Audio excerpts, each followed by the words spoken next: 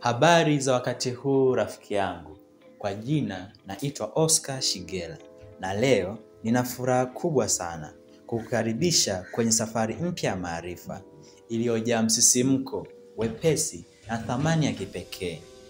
Kwenye dunia leo tunakutana na taarifa nyingi kila siku, nyingi zikiwa za burudani, zingine za habari. Lakini ni nadra sana kupata maarifa yenye kutuongezea thamani kwa muda mfupi.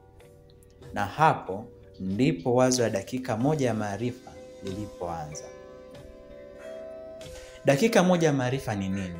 Ni mradi wa kijamii na kielimu ambapo ninachambua vitabu, nukuu za maarifa na msingi wa maisha bora kwa njia ya sauti fupi ya dakika moja tu, yenye ujumbe mzito utakaoingia akilini moja kwa moja. Naamini hata sekunde 60 za elimu zinaweza kubadili mwelekeo wa mtu. Na kama tunatumia muda wetu mwingi kwenye TikTok, Instagram na WhatsApp, kwa nini dakika moja isitumike kutuinua kifikra?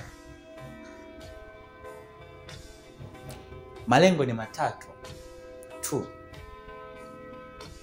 kukusogezea maarifa kwa wepesi, bila urefu wala ubishi; kukuinua kifikra, kijamii na kiroho kupitia sauti fupi zenye mguso; kukuonyesha kuwa kusoma sio kazi ya watu wachache, bali ni njia ya kujijenga maisha bora.